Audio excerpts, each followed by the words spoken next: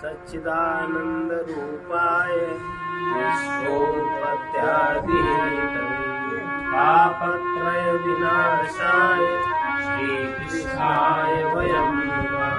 चैतन्यं शाश्वतं शान्तं व्योमातीतं निरञ्जनं नादमूलफलातीतं तस्मै श्रीगुरुवे नमः।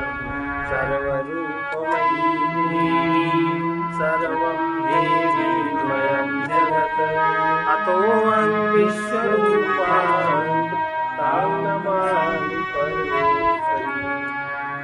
हम लोग सामान्य ज्ञान से परिचित हैं और उसी तरह का ज्ञान चाहते हैं कि सत्य का या परमात्मा का भी ज्ञान उसी प्रकार होता है, वही विधि है, लेकिन वो विधि नहीं है। सामान्य ज्ञान में ज्ञाता होता है, एक जानने वाला, एक जिसको जाना जाता है, एक जिसके द्वारा जाना जाता है, तीन चीजें रहती हैं। और सामान्य रूप से इसी प्रकार ज्ञान से हम लोग परिचित हैं। लेकिन मन में जब किसी विषय वस्तु का ज्ञान होता है तब मन ज्ञाता होता है। जिस वस्तु का ज्ञान होता है वो वस्तु ज्ञेय होती है, और जब दोनों के संपर्क होता है तब ज्ञान उत्पन्न होता है। इसी ज्ञान से हमारा पूरा जीवन व्यापार जिंदगियों से चलता रहता है।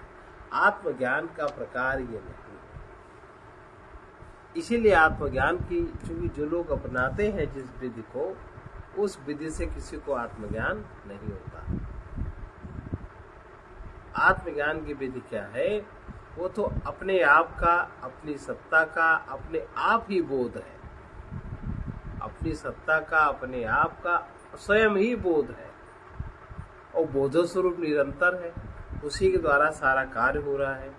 इसलिए इसका अनुभव तभी होता है जब मन का सारा कार्य बंद हो जाता है। मन जब कुछ कार्य नहीं करता, जब मन किसी वस्तु का चिंतन करता रहेगा तो उसके ज्ञान की ओर अग्रसर होगा, ध्यान भी उसी ओर रहेगा।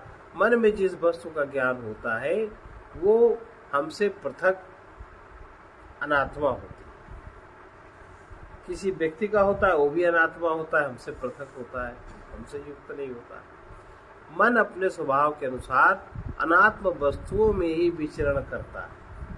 मन का ही है, बनावट इस तरह की है, अनात्म वस्तु का ज्ञान हो, और अनात्म वस्तु से ध्यान हटाकर आत्मा की ओर जहाँ उन्मुख किया गया मन, वहीं फिर मन अपना काम करना बंद कर देता है।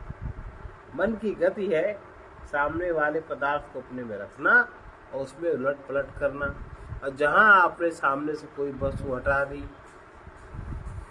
मन को आपने पीछे की तरफ मोड़ दिया, वो नहीं, ये वही मन का कार्य नहीं कर सकता, मन निष्क्रिय हो जाता है। तो मन जब निष्क्रिय हो जाता है, शांत हो जाता है, मन की वृत्तियां शांत होने पर फिर उसी जगह चेतन स्वरूप आत्मा की सत्ता की स्फुरना स्वतः होने लगती है। उस समय जो स्फुरना होने लगती है वो आत्मा है। मन की वृत्तियां आत्मा पर आवरण का कार्य करती है। आत्मा पे आवरण क्या है? मन की वृत्ति। उसके कारण हमारा ध्यान अनाथ वस्तु की ओर रहता है, अनाथ व्यक्ति की ओर रहता है, दूसरे पर पदार्थ में रहता है।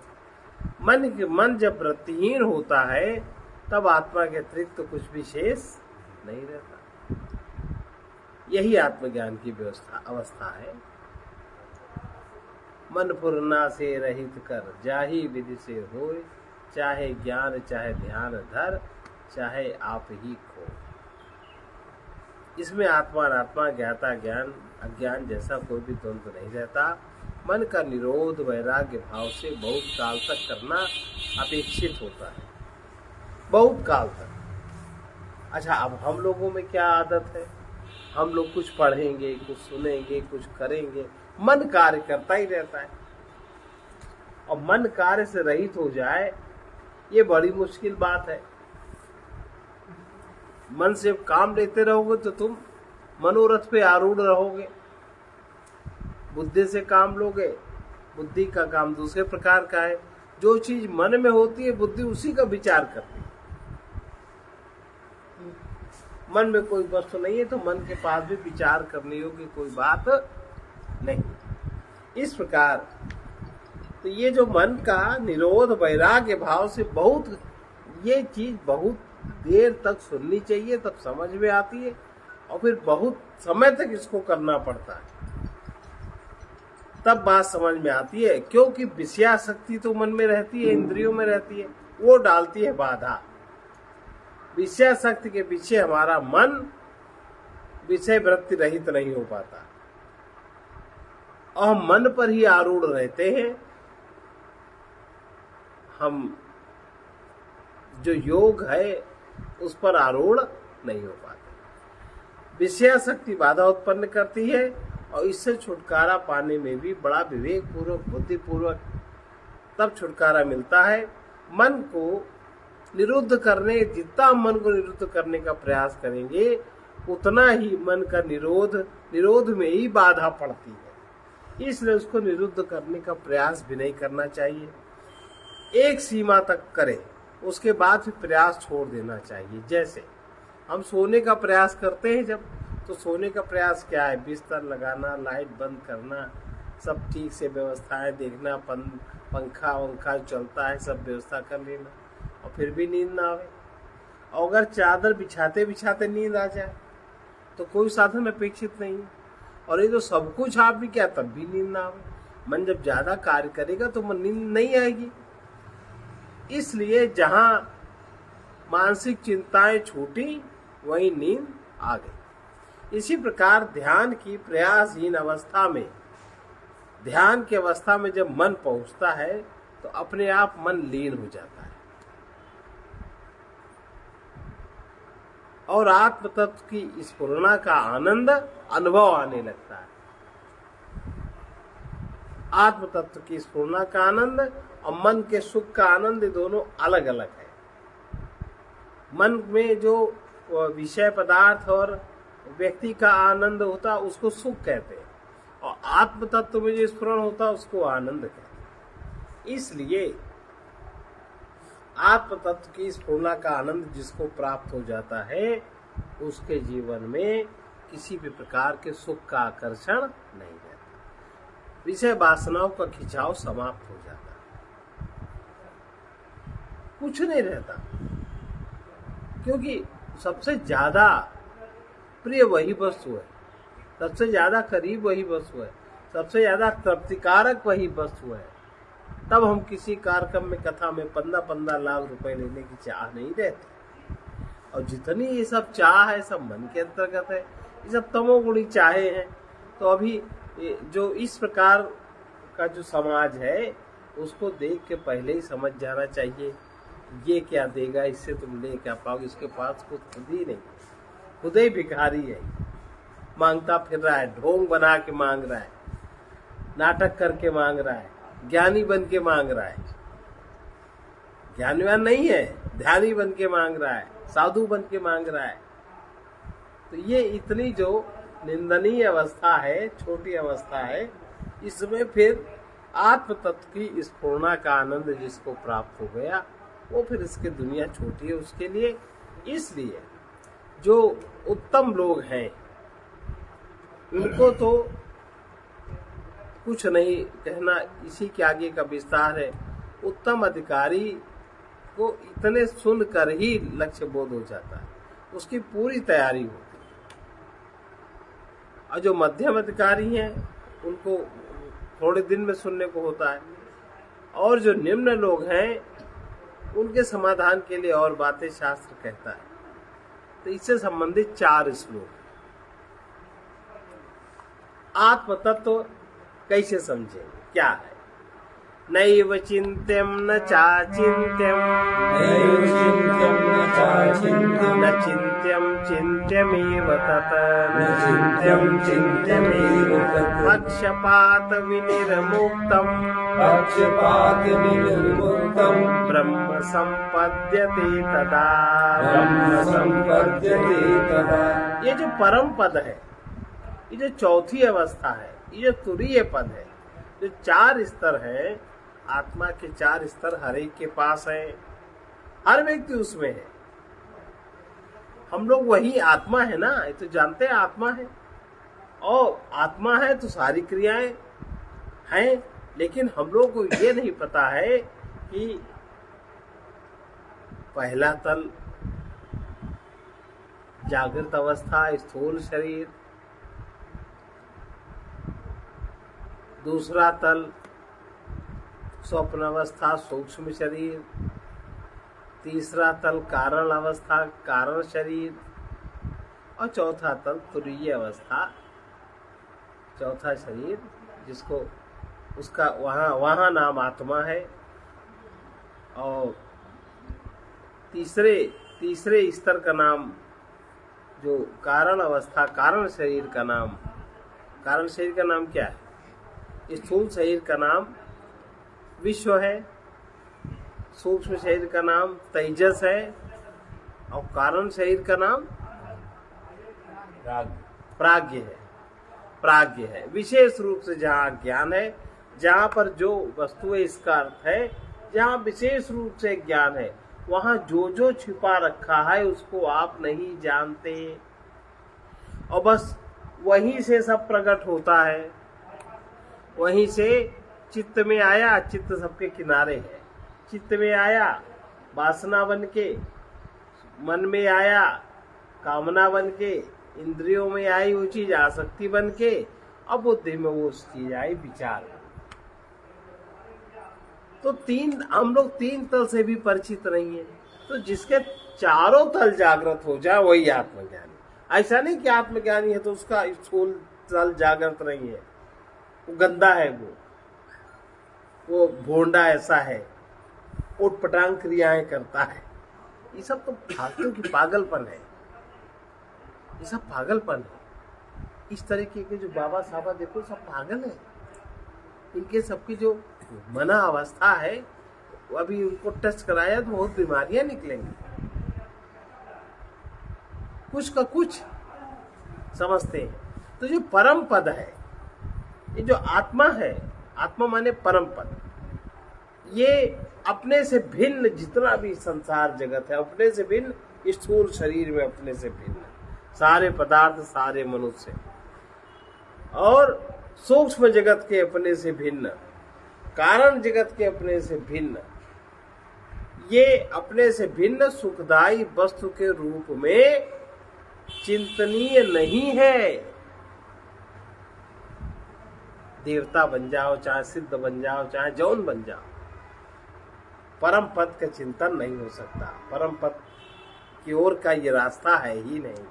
तो ये परम पद ना तो अपने से भिन्न जो वस्तु है, जो पदार्थ है, जो व्यक्ति है, उससे जो सुख का अनुभव होता है, उसके सुख का अनुभव 5 इंद्रियों के सुख का तो अनुभव होता है। 5 ज्यादा नहीं होता, 5 ज्ञान इंद्रियां हैं और 5 प्रकार का सुख है, और मन में वो सारे विषय जाके खबड़ों की छठवां तत्व बन जाता है, कल्पना से मन और बना देता है। इतना ही है बस। और 5 इंद्रियों के अलावा चाहे जौन स्वर्ग में चले जाओ, उससे अलग कोई सुख है ही नहीं। शब्द का सुख है, स्पर्श का सुख है, रूप का सुख है, रस का सुख है, गंध का सुख है। अब पड़े रहो लालच में, जो सुख का यहाँ अनुभव कर रहे हो, यहाँ के छड़ी के ऊपर की अवधि थोड़ी ज्यादा है, लेकिन यहाँ भी मन उबने वाला है। अब एक विषय सुख तुम्हें मिल रहे 4 दिन एक साथ, जी उबेगा कि नहीं? उब जाएगा मन, नहीं भोग सकते। और आत्मबोध हमेशा बना रहे तो कहाँ जी उबने वाला है। तो ये जो परम पद है, ये जो आत्मा पद है, ये अपने से भिन्न जो भी सुखदायी वस्तु व्यक्ति है उसके रूप में चिंतनीय नहीं है, उस तरह का ये नहीं है। और ना ही ये दुखदायी वस्तु की तरह अचिंतनीय है। किसको करो तो दुख मिलेगा, इसका चिंतन न करो, इसके विषय में सोचो ना, उधर जाओ ना। जैसे बहुत से लोगों की मान्यता है कि कोई 20-25 साल का लड़का अगर सत्संग में आया तो बिगड़ जाएगा, जाने मत देना, आश्रम सुनने मत देना ही। मतलब उसकी जो बुद्धि असली में खुल जाएगी, उसका जो मन शुद्ध हो जाएगा, वो आपकी मान्यता को पसंद नहीं है, बाधा डालते हो। जबकि उसका जो विकास होगा, वो विकास बुढ़ापे में थोड़ी ना हो सकता है। बचपन में हो सकता है।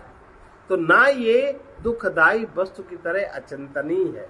जिन वस्तुओं से दुख मिलता है उनका चिंतन न करो, ऐसा भी नहीं है। और ये इंद्रिय सुख के विषय के रूप में भी चिंतनीय नहीं है। जो इंद्रियों का सुख है, शब्द स्पर्श रूप रस गंध, इस विषय के रूप में भी चिंतनीय नहीं है। क्या? परम पद। परंतु ये कैसा है? सच्चिदानंद के रूप में चिंतनीय है।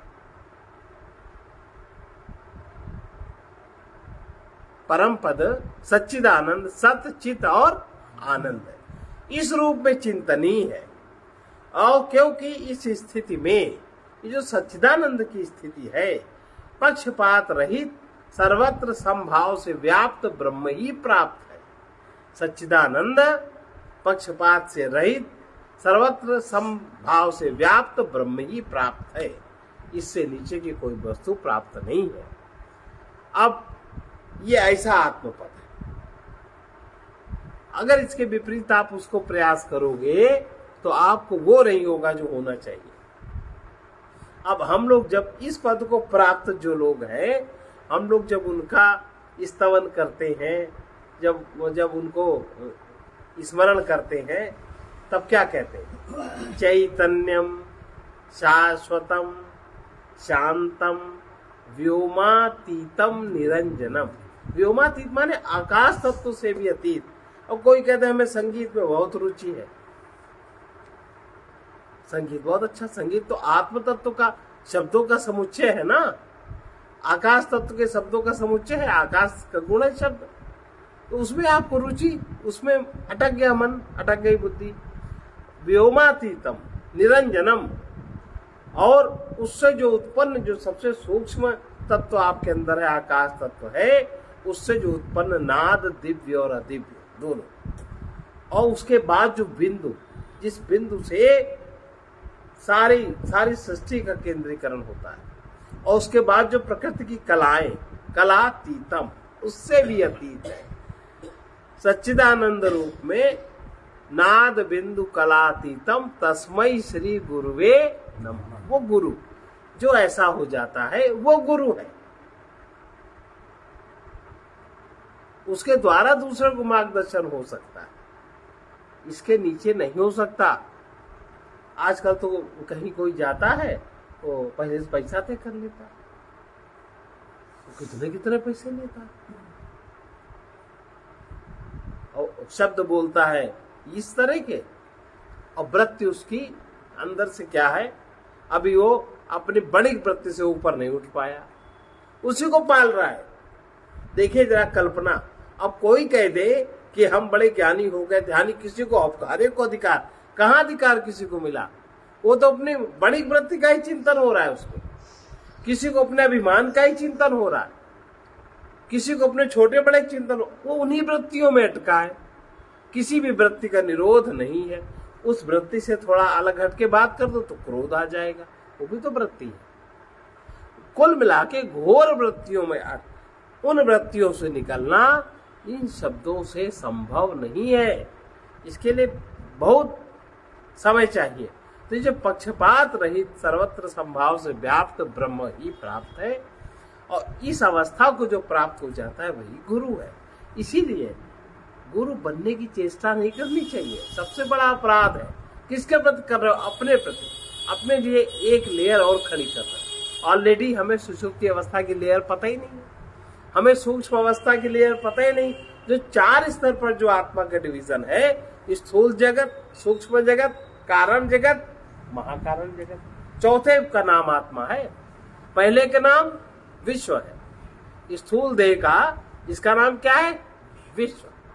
दूसरे का नाम तेजस है, उसको आत्मा नहीं कहते। तीसरे का नाम प्राज्ञ है, कारण शरीर का, सुषुप्ति अवस्था का। और जो चौथा स्तर है वो आत्मा है। और हर व्यक्ति के हम सब आत्मा ही तो हैं। अरे कहां तुम आत्मा हो भैया? आत्मा का लक्षण कहां? समझ में नहीं आता।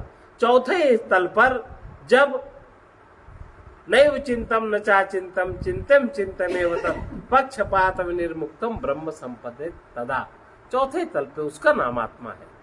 उसकी अवस्था तुरी है, जागृत।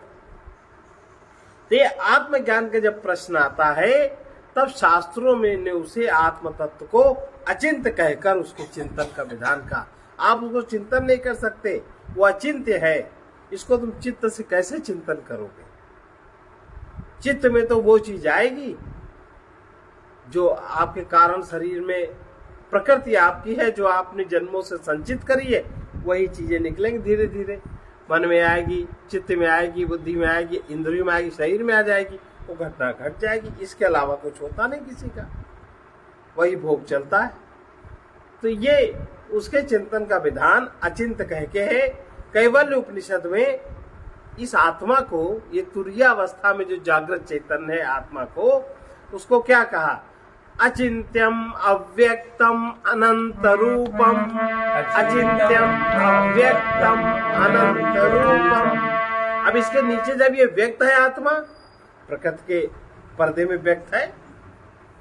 प्रकृति का पर्दा है कि नहीं भाई? कारण शरीर में प्रकृति का सबसे पहले पर्दा अज्ञान, तमोगुण, उसमें व्यक्त हुआ। सूक्ष्म शरीर में आया शुद्ध सतोगुण, 5 ज्ञानेन्द्रिया, 5 कर्मेंद्रिया, 4 अंतःकरण, 5 प्राण, व्यक्त हुआ आत्मा ना। और फिर वो स्थूल देह में फिर आ गया घोर तमोगुण, लेकिन जागृत है, जागृत अवस्था, इसलिए सतोगुण। अब तो इसका ये अचिंत्य है, अव्यक्त है, अनंत है। अनंत है और कैसा है? हृत पुंडरीकम। हृत माने हृदय, हृदय कमल में विराजमान है। विरजम हृत पुंडरीकम विरजम विशुद्धम। विरजम विशुद्धम विचिन्त्य मध्ये विशदम विशोकम। विचिन्त्य मध्ये विशदम विशोकम। हृदय कमल में अति निर्मल, सभी के सब में निर्मल। सारा मल तो प्रकृति में है, तमोगुण, रजोगुण और सत्वगुण, ये मल है। तमोगुण से प्राप्त पदार्थ, रजोगुण से प्राप्त गति और सत्वगुण से प्राप्त उनका ज्ञान प्रकाश, मल है प्रकृति का। 3 गुण है, यही मल है। तमोगुण माने अंधकार, रजोगुण माने गति और सतोगुण माने ज्ञान प्रकाश, ये मल। तो ये हृदय कमल में निर्मल, शुद्ध, स्वच्छ, शोक रहित आत्मा का चिंतन करने का विधान है। इसी प्रकार मांडूक्य उपनिषद में भी अचिंत्य ही कहा गया, जानने का निर्देश दिया गया। और अदृष्टम अव्यवहार्यम अग्राह्यम अलक्षणम अचिंत्यम। अदृश्यम अव्यवहार्यम अग्राह्यम लक्षणम अचिंत्यम।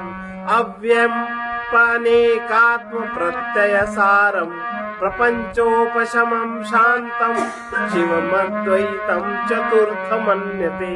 चौथे स्तर की बात, सबके में सबका आधार। अब फर्क क्या है में? फर्क है कारण शरीर। फर्क क्या है? ये जो ब्राह्मण, क्षत्रिय, वैश्य, शूद्र, फर्क है वृत्तियों में।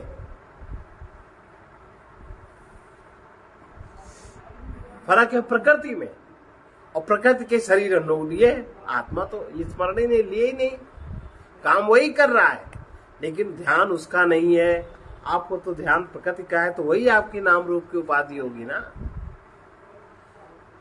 जो देखा नहीं जा सकता, बल्कि जिसके द्वारा देखा जाता है, जो व्यवहार में नहीं आ सकता, जिसके द्वारा सारा व्यवहार होता है, जो पकड़ने में नहीं आता, जिसका कोई लक्षण नहीं, जो चिंता करने में नहीं आता, जो बताने में नहीं आता, एकमात्र आत्मसत्ता की प्रतीति ही जिसका प्रमाण है, सार है। आत्मसत्ता की प्रतीति माने हम हैं, इसकी अनुभूति ही जिसका सार है। और ये हम है, सबको है कि नहीं? सबको है, हम है। अब ये हम है में उसको जो भी आकार प्रकार प्राप्त है, जो भी उसको आकार प्रकार प्राप्त हो, उसी की रक्षा करता है कि नहीं? देह प्राप्त है सबको, सब देह की रक्षा करते। मन सबको प्राप्त है, सब मन की रक्षा करते। इस हाय को जो भी प्राप्त है, हाय के ऊपर जो भी आवरण है उसी की तो रक्षा करता है। करता है कि नहीं? हम नहीं रक्षा करते देगी। हम जिस समाज में रहते हैं, हम समाज की रक्षा करते हैं, समाज के मूल्यों की रक्षा करते हैं, अपने ही व्यक्त होने के लिए तो, कि हमारा व्यक्त होना, ये जो हम है, कहीं ये न गड़बड़ा जाए। इसके लिए क्या क्या बनाते हैं, देश बनाएंगे, जाति बनाएंगे, आश्रम व्यवस्था बनाएंगे, और शरीर को सुंदर बनाएंगे, अनेक तरह के पदार्थ बनाएंगे जिसके हम बहुत अच्छी तरह व्यक्त हो सके, और हमारे साथ जो है, हमसे जो चिपका हुआ है, उसे कहीं कोई असुविधा न हो, निरंतर हम अपने आप में रहे, बाधा उसमें न पड़े। इसीलिए सारा ही है, प्रकृति का सारा खेल इसीलिए है। तो ये जो आत्म सत्ता की प्रतीति ही जिसका सार है, अर्थात प्रमाण, जिसमें प्रपंच का सर्वथा अभाव है, ऐसा सर्वथा शांत शिव स्वरूप अद्वितीय तत्व आत्मा का चौथा पाद है, जो आप ही हो। लेकिन इस रूप में पहले अपना अनुभव करो। वो आत्मा जानने योग्य है। भगवत गीता में भी अचिंत्य कहा इसको, सर्वस्य धातारम अचिंत्य रूपम, सर्वस्य धातारम अचिंत्य रूपम, आदित्य वर्णम तमसः परस्तात्, आदित्य वर्णम तमसः परस्तात्। 8वें अध्याय के 9वां श्लोक है। वो सबको धारण करने वाला। अब देखो, सबको का यहां से समझिए, आपके स्थूल शरीर से लेके कारण शरीर तक जितना भी प्रपंच है, धारण करेगी नहीं? कौन धारण करे? अब जिस क्षेत्र से इसकी चेतना जरा सी हट जाए, दिमाग की एक नस से हट जाए, तो पालिश मार गया कि नहीं? जीभ के 2 तंतु से हट जाए, स्वाद गया कि नहीं? आपके सुनने के कान से जरा सा इतना अलग हट जाए, उस नस से संबंध चूक जाए, बहिरे हो गए कि नहीं? अंधे हो गए कि नहीं? और जिसके मन में चेतना हो ही ना,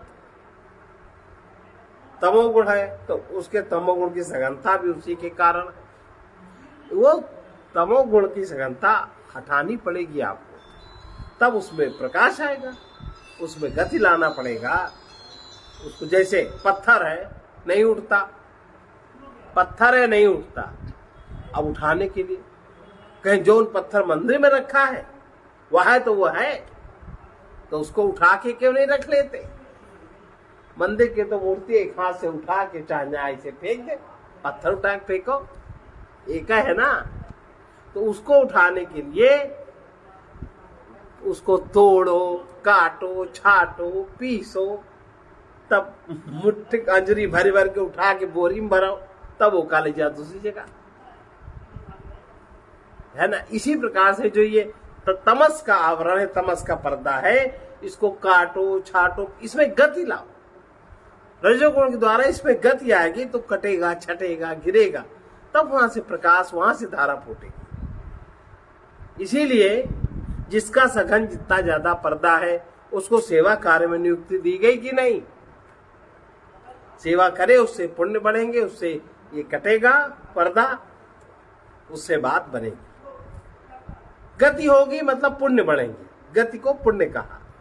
ये इसलिए वो सबको धारण करने वाला। अब मूर्ति को धारण करने वाला इतना बड़ा पत्थर है कि नहीं? अब उसमें तुम मूर्ति ढूंढो, मिलेगी कहीं? परमात्मा को व्यक्त करने वाला इतना बड़ा जगत है, परमात्मा को ढूंढो, मिलेगा कहीं? या किसको मिला?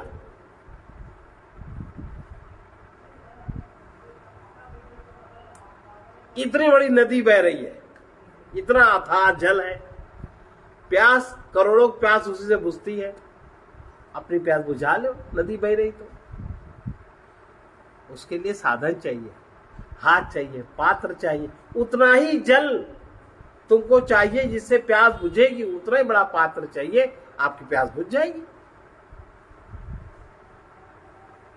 है ना। नहीं तो नहीं बुझेगी। और जल बह रहा है, मनुष्य बह जाए, सब बह जाए, लेकिन तुम्हारे जरा से गले के नीचे का जरा सी ग्रंथि जहां प्यास लगी है, उसको नहीं नदी बुझा सकती।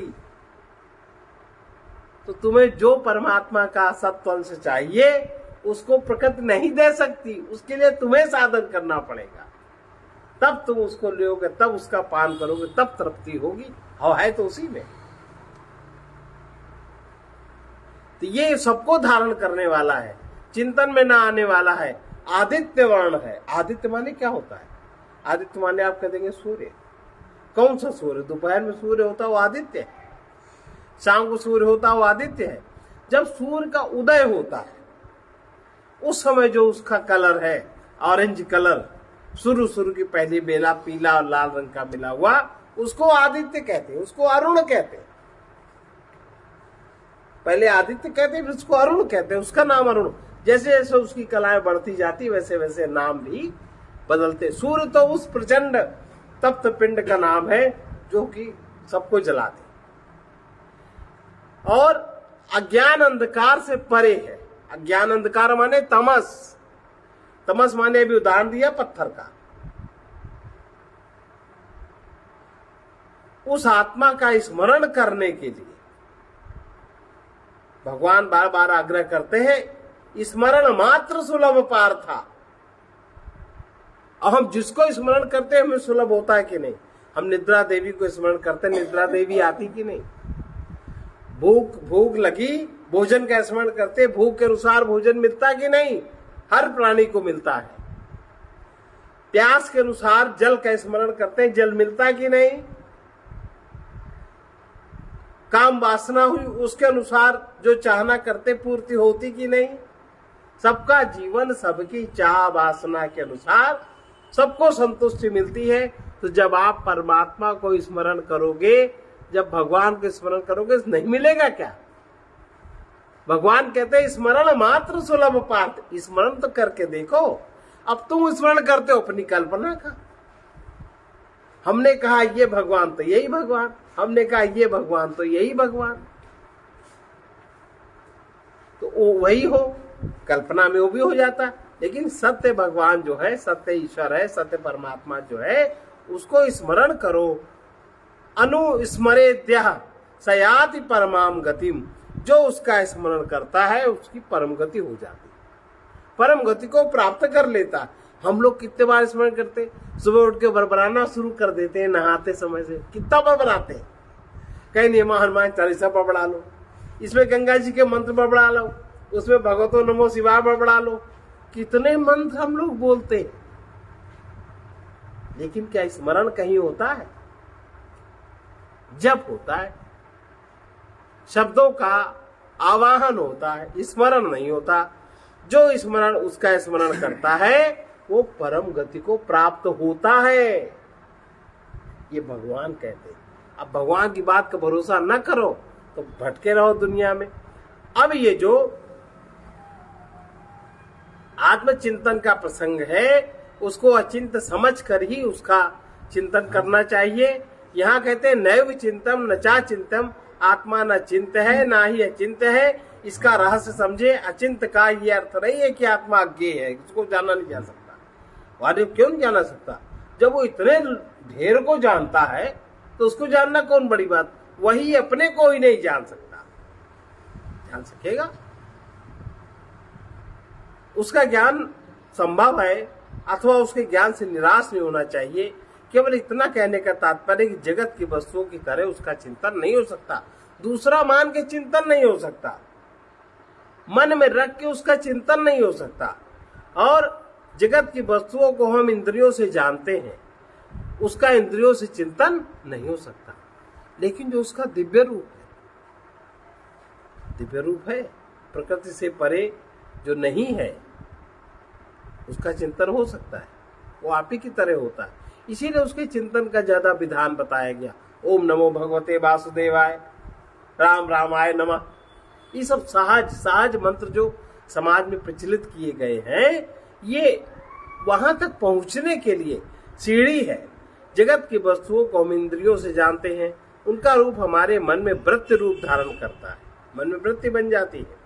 फिर चेतना से प्रकाशित वो वृत्ति होती है, वो हमारे ज्ञान का विषय बनता है। आत्मा के विषय में ऐसा ज्ञान संभव नहीं है, क्योंकि जगत के अन्य वस्तुओं की तरह हमसे कोई भिन्न वस्तु नहीं है और निर्विशेष अनंत आत्मा की वृत्ति मन में बन भी नहीं सकती। ऐसी स्थिति में आत्मा का चिंतन कैसे हो सकता है? उसका चिंतन किए बिना हम उसको जानेंगे कैसे? इसलिए उसका चिंतन कैसे बार बार कहते हैं शास्त्रों में कि उस आत्मा का चिंतन करो। अब बताओ, अभी शास्त्रों में क्यों कहा? चोरों को पकड़ने के लिए कहा। चोर बहुत है ना, कहीं क्या हम नहीं शास्त्र पढ़ सकते? क्या हम नहीं विद्वान बन सकते? क्या हम नहीं उपदेश कर सकते?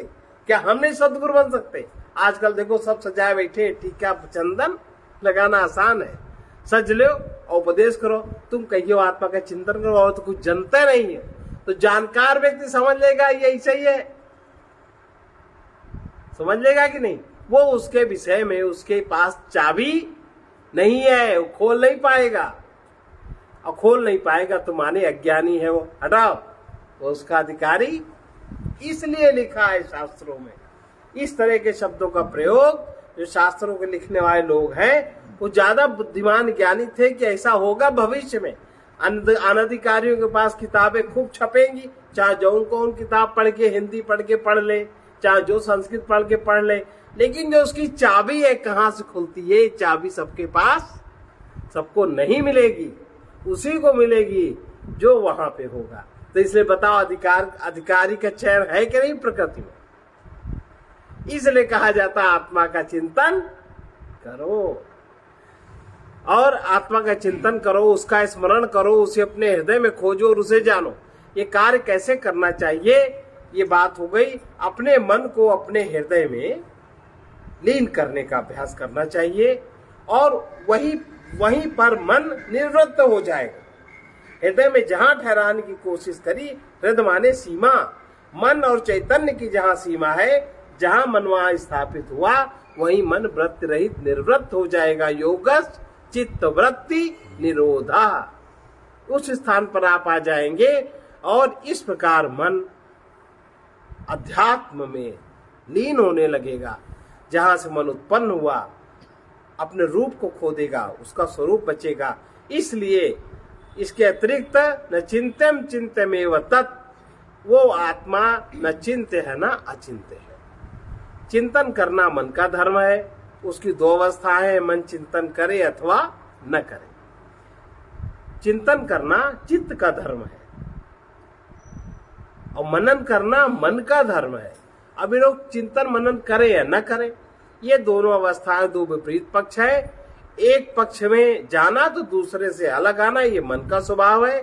और चित्त का भी एक का चिंतन करना, एक का न करना, उसका भी द्वंद्वात्मक स्वभाव है। तो जब तक मन की स्फुरना रहेगी तब तक किसी वस्तु का चिंतन या चिंतन अवश्य होता रहेगा। जब तक चित्त की स्फुरना रहेगी तब तक चिंतन अवश्य होता रहेगा, और जो होगा जगत के पदार्थों का ही होगा। सत्य का चिंतन हो नहीं सकता, क्योंकि उसको देखा नहीं, सुना नहीं, जाना नहीं, केवल हमने अनुभव किया। और जिस चीज को हम अनुभव कर रहे हैं उसको चिंतन की जरूरत क्या है?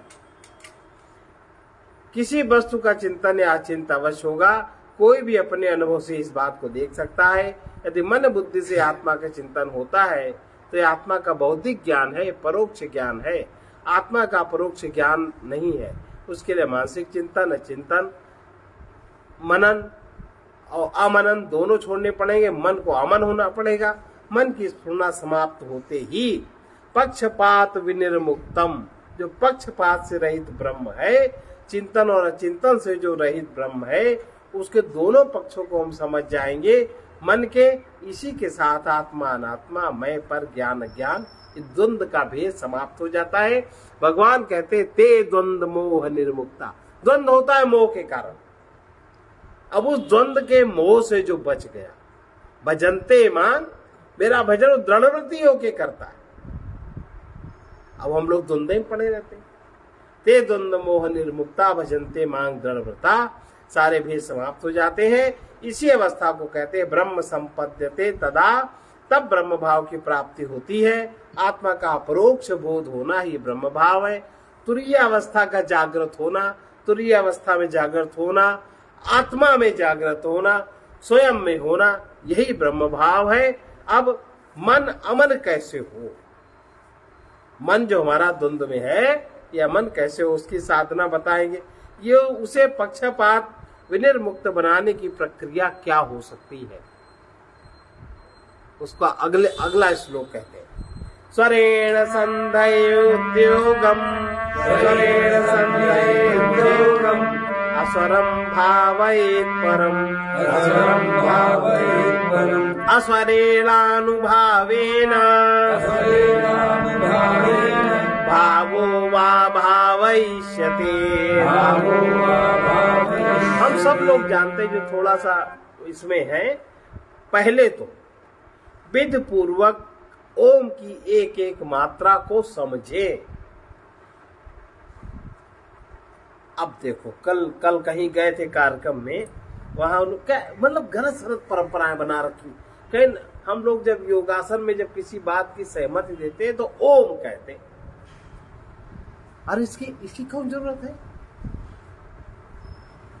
लेकिन लोगों को पता ही नहीं है कि ओम का विस्फोट, इस तरह जब आप ओम का प्रयोग करते हो तो उसका विस्फोट आपके ब्रेन में किस प्रकार होता है, कैसे निगेटिविटी बढ़ जाती है ब्रेन में, पॉजिटिविटी नहीं बढ़ती। अभी आपको चाहिए पॉजिटिविटी, अभी आपको चाहिए मणिपुर शक्ति का जागरण, अभी आपको निर्गुण नहीं चाहिए। दिमाग पागल हो जाए, वैसे लोगों का पागल दिमाग है, कुछ भी करते हैं, कुछ भी कहते हैं। अब ओम तो इसमें कह रहे हैं विधि पूर्वक ओम की एक एक मात्रा, 3 मात्राएं हैं, 4 मात्राएं हैं, आ उ मा, और चौथी अमात्रा, इनका विधि पूर्वक ज्ञान, विधि पूर्वक ज्ञान, जो कि इसका विधि पूर्वक उपाख्यान मांडूक्य उपनिषद है। इसके विधि पूर्वक उपाख्यान को समझने के लिए जो मूल 9 उपनिषद हैं, ईशकेन, कठ, प्रश्न, मुंडक, मांडूक्य, ऐत्री, तैत्री और छांदोग्य, बृहदारण्य, इन 11 का ज्ञान होना चाहिए, तब इसका इस बात समझ में आएगी। इस पर एकाग्रता का अभ्यास, 3 मात्राओं को समझे, एकाग्रता से उसको अभ्यास करे, तब वो जो ओम समुच्चय है संपूर्ण सृष्टि का, संपूर्ण सृष्टि परमात्मा जो सब मिलाकर के कितना दिव्य उद्बोधन है, तब कुछ आएगा समझ में, इसके नीचे नहीं आएगा समझ में। उसके बाद अमात्रा, जहां कोई एकदम परम शांत, जैसे ओम कहो, ओम के बाद जब रुकते हो तो देखो उसके बाद एकदम गंभीरता से परम शांत का अनुभव होता। अभी कह के देखो, जोर से बोलना, ओ।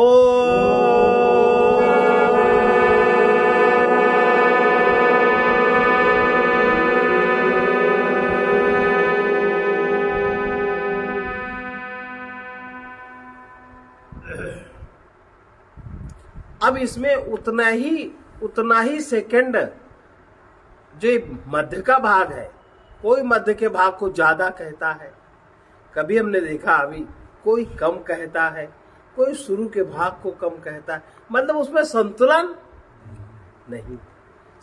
नहीं है। तो बात की जो शांतिमय चैतन्य अवस्था है उसमें भी संतुलन नहीं होता, आप उसमें ठहर नहीं पाते, क्योंकि बैलेंस नहीं बनता। तो इसको ओम के उच्चारण का बैलेंस बनाना पहले सीखे, और अंत में उस तत्व का अनुभव हो, फिर ओम का ध्यान करें। ध्यान माने ओम अक्षर का ध्यान न करें। अब इसको आर्य समाजियों ने कहा कि ओम मतलब आ उमा व्याकरण के हिसाब से वो लिखते हैं, प्रचार भी किया, लिखने के लिए ठीक है वो, लेकिन जो ओम का जो चित्र है, जो चित्र बना ऐसे करके जो चंद्र बिंदु लगाते हैं, खैर छपाई में तो गलत बनता है, लेकिन ऐसे है, तो वो आपको जहां आज्ञा चक्र है वहां का बिंदु ओम है। तो जब आज्ञा चक्र की जागृति होती है, जब आज्ञा चक्र का दर्शन होता है, तब ओंकार, इस ओंकार का दर्शन होता है। और वो जो ये छपे हुए बने होते हैं, इनसे वो फर्क है उसका डिजाइन। और जिसने उस डिजाइन को देखा, वो डिजाइन बताता नहीं। अब आपसे कोई पूछे, हम तो नहीं बताएंगे, छाप के फिर तुम बटियोगी तो सर्वसुलभ है। जो जानता है वो बताता नहीं, वो कोई उसको व्यवहार जगत में उपयोग नहीं करता, उसका डिजाइन इससे फर्क है। और फिर अंत में उसको अनुभव करे। इस प्रकार के ध्यान द्वारा क्या होता है, जो आवरण है ना कारण शरीर का, अविद्या, वो कटता है, कारण शरीर आपका शुद्ध होता है। जागृत होता है, अविद्या का अभाव हो जाता है। अब जब अविद्या का अभाव हो गया, कारण शरीर आपका समाप्त हो गया, तब तो वही बचा, ब्रह्म बचा। सूक्ष्म शरीर और स्थूल शरीर में तो कारण शरीर का ही अज्ञान है, वैसे तो ज्ञान है नहीं। तब ब्रह्म ही अनंत असीम, ब्रह्म ही शेष रहता है। ये इसका संक्षेप विधान बताया। स्वर से तात्पर्य है परमात्मा का कोई नाम या मंत्र। वेदांत में प्रणव की प्रधानता बताई गई। ओंकार ही प्रणव है। हम जब उसका व्यवहार में प्रयोग करते हैं ओंकार का, तब उसको प्रणव कहते हैं, क्योंकि उसमें प्राण जुड़ता है ना। जिसमें प्राण जुड़े, जिस स्वर में, उसको प्रणव कहते हैं। सीधी मोटी सी बात है। और आत्म तत्व तक उसका प्रयोग कर हम उसके सहारे, प्रणव के सहारे ओंकार तक पहुंच जाते हैं, माने आज्ञा चक्र तक पहुंच जाते हैं, आत्म तत्व तक पहुंच जाते हैं। अविद्या हमारी समाप्त हो जाती है। जैसे कठोपनिषद में ये मंत्र बहुत अच्छा है, दोहराइए।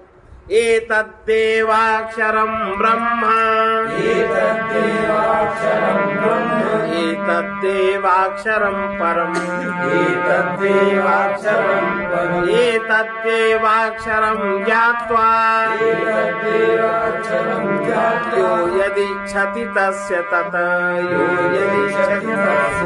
ये ओंकार अक्षर ही तो ब्रह्म। अक्षर माने जिसका क्षर नहीं होता, जिसका नाश नहीं होता, लेकिन और यही अक्षर परब्रह्म है। इसी अक्षर को जानकर जो जिसको चाहता है वो उसको मिल जाता है। लेकिन जानकर प्रयोग करने में संतुलन होना चाहिए तीनों में, और चौथी मात्रा में संतुलन होना चाहिए।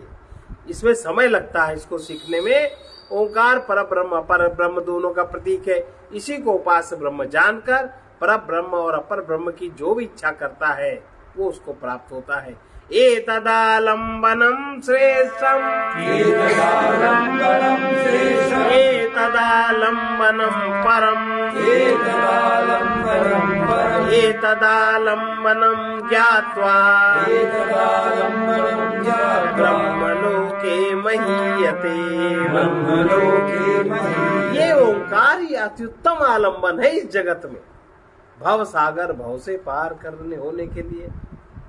इसकी साधना जरूर सीखनी चाहिए।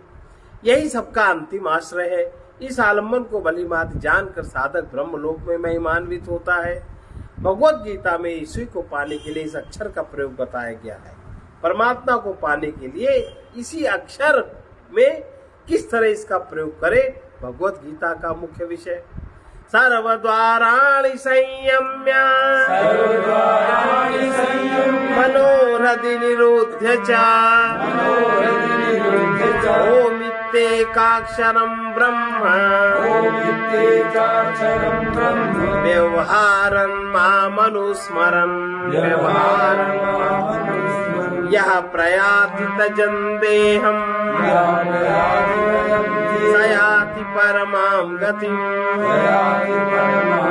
सब इंद्रिय द्वारों को संयमित कर मन को हृदय में निरुद्ध करे, माने मन को उसकी वृत्तियों से हटावे, मन में जो कामनाएं हैं उनसे हटावे, और ओम अक्षर का ब्रह्म भाव से उच्चारण करे और मेरा स्मरण करे। ऐसा करते हुए साधक जब शरीर से ऊपर चला जाता है तो उसे परम, अब शरीर से ऊपर माने स्थूल 3 शरीर है, स्थूल शरीर, सूक्ष्म शरीर, कारण शरीर से अविद्या मिट गई, ऊपर चला ही जाएगा, चौथे ब्रह्म में स्थिर हो ही जाएगा। उमा कौन बड़ी तुम्हारी महिमा जो कह रहे हो मैं ऐसा कर देता हूँ, वो तो स्थिति बन ही जाती है। साधक ऊपर चला जाता है तो उसे परम गति प्राप्त, यही परम गति है। इस प्रकार आत्मचिंतन करते समय मन को हृदय में ही रोके और मन में ओम का उच्चारण करे। उस समय यह भी ध्यान रखे ओम और आत्मा एक है, चतुर्थ पाद एक है। ओंकार का स्वर आत्मा का ही एक रूप है। वो किस प्रकार है इसका विस्तार मांडुक्य उपनिषद में है। ओम ही अविनाशी परमात्मा है। ये संपूर्ण जगत का उपव्याख्यान, साइड उपव्याख्यान है। इसलिए सर्वम ही तद ब्रह्म, अयम आत्मा ब्रह्म, सोयम आत्मा चतुष्पात। ये सब जगत ब्रह्म ही रूप है। ये आत्मा ब्रह्म है।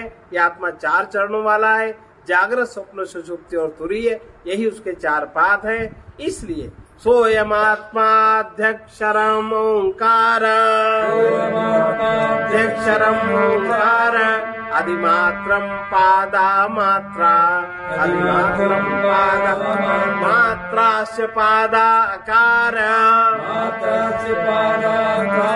उकारो मकार इति, उकारो मकार। यह आत्मा ही वो है जिसे ओम कहते हैं। 3 मात्राओं वाला है। आ उमा, मात्राएं ही पाद है, पाद ही मात्राएं है।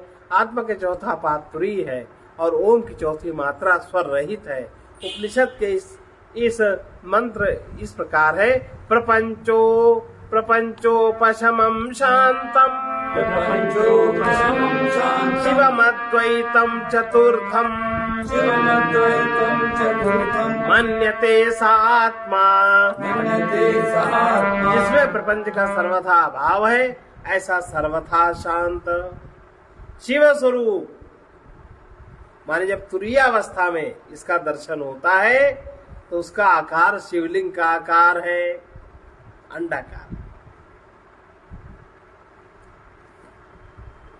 उसका इसीलिए तो सब भगवान शिव जी का मंदिर बनाइए, शंकर का नहीं शिव का। तो वही तो है चिन्ह चौथे का, वही लिखा भी है। शिवम अद्वैतम चतुर्थ मन्यते सा आत्मा, जिसमें प्रपंच का सर्वथा भाव है, ऐसा सर्वथा शांत शिव स्वरूप अद्वितीय तत्व आत्मा का चौथा पाद है। अमात्रस चतुर्थो अव्यवहार, प्रपंचो समम शिवद्वैतम एवं ओंकार, मात्रा रहित ओम व्यवहार में न आने वाला प्रपंच से रहित शिव स्वरूप अद्वितीय ओंकार की चौथी मात्रा है। इसका कहने का तात्पर्य यह है कि आ उमा तीनों ओंकार के 3 स्वर है और स्वरों के लय होने पर जो शांति शेष रहती है वह मात्रा ओम है। इसी प्रकार आत्मा के 4 पाद जागृत, स्वप्न, सुषुप्ति और तुरी है। पहली 3 मात्राओं में स्वर का उतार चढ़ाव का प्रपंच है और आत्मा के पहले 3 पादों में 3 अवस्थाओं का प्रपंच है। ओम की चौथी मात्रा में स्वर का प्रपंच नहीं, उतार चढ़ाव का प्रपंच नहीं। आत्मा के चौथे पाद में नाम रूपात्मक षष्ठी का भी कोई प्रपंच नहीं। इस प्रकार वाचक और वाच्य दोनों एक समान है। इसी विधान से स्वर्णम संदेहित योगम, ओंकार का आत्मा से योग समझकर हृदय में मन तथा ओम का उच्चारण करना चाहिए। यह भी ध्यान रहे कि ओंकार का स्वर आत्मा से उत्पन्न आत्मा का ही रूप है। इसके बाद अस्वरे भावयेत परम, स्वर से अतीत शांति में परम तत्व आत्मा की भावना करें। ओंकार की ध्वनि लीन होने पर कोई वृत्ति नहीं रहती, वृत्ति न रहने से मन भी नहीं रहता, किंतु बिल्कुल अभाव भी नहीं हो जाता। ध्वनि के अधिष्ठान सत्ता, ध्वनि के प्रकाशक चेतना फिर भी रहती है। इसी से पुनः ओंकार की ध्वनि उत्पन्न होती है, विस्तार पाती है, लीन हो जाती है, स्वर अस्वर हो जाता है, किंतु शांतमयी चेतना सदा विद्यमान रहती है। इस शांतमयी चेतना में आत्मा के समस्त लक्षण अनुभव गम्य है। उनका अगला श्लोक कल। सत्य नाम सद्गुरु से पाया, सत्य नाम सद्गुरु से पाया।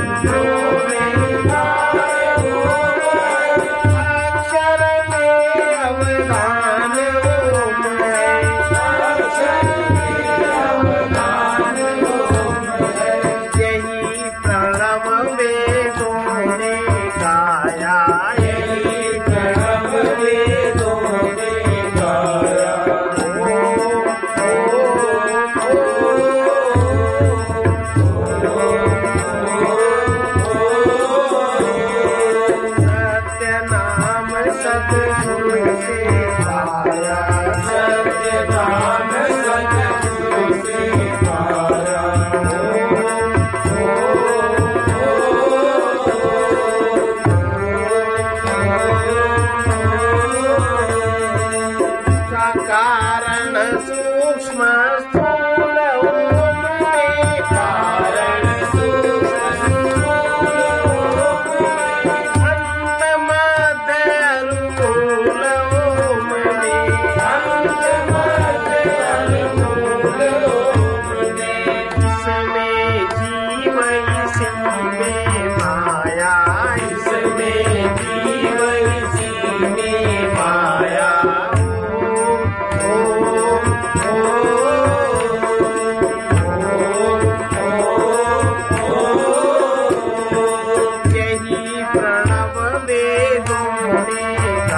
यही प्रणव वेदों गाया।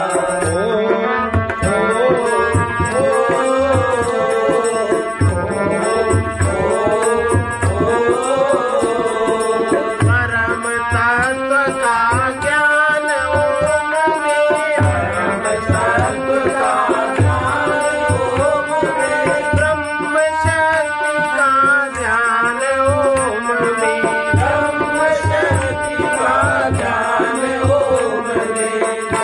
ओंकारमय विश्व दिखाया, ओंकारमय विश्व दिखाया।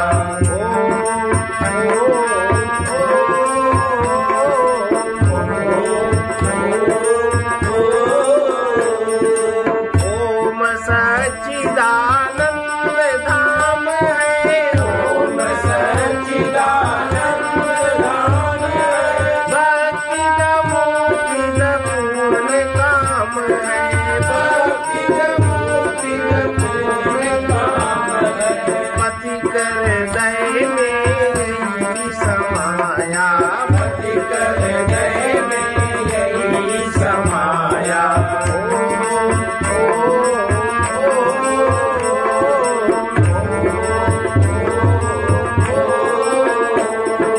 सत्य नाम सतगुरु से पाया, सत्य नाम सतगुरु से पाया।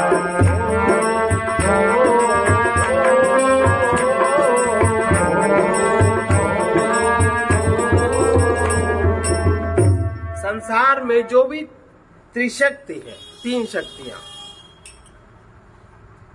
ब्रह्मा विष्णु महेश, काली दुर्गा सरस्वती या काली दुर्गा लक्ष्मी, जो भी तीन शक्तियां हैं, सत्गुण रजोगुण तमोगुण, जो त्रिपुटी है वो सब त्रिगुण में है, इन्हीं तीन गुणों में है, वो सब ओम में ही, और त्रिगुण सब ओम में ही है। जितने भी ये तीन संरचना है सब ओम में ही है। ओम का ध्यान करने वाला त्रिगुणमय जगत को पार कर शून्य में शांत रहकर परम तत्व का बोध प्राप्त करता है। अधिकारी ही ओम का ध्यान कर सकते हैं। ध्यान योग द्वारा पांचवें चक्र में ओम का नाद प्रस्फुटित होता है। पांचवा चक्र कौन है? कंठ चक्र। कंठ चक्र में इसका नाद प्रस्फुटित होता है। सर्वे भवन्तु सुखिनः, सर्वे भद्राणि पश्यन्तु, मा कश्चित् दुःखभाग्। कृष्णाय वासुदेवाय हरे परमात्मने प्रणतक्लेशनाशाय गोविन्दाय नमो नमः। उग्रवीर महाविष्णु ज्वलन्तं सर्वतोमुखं नृसिंहं भीषणं भद्रं मृत्युं नमाम्यहम्। असतो मा सद्गमय तमसो मा ज्योतिर्गमय मृत्योर्मामृतं गमय। ॐ पूर्णमदः पूर्णमिदं पूर्णात् पूर्णमुदच्यते पूर्णस्य पूर्णमादाय पूर्णमेवावशिष्यते। ॐ शान्ति शान्ति।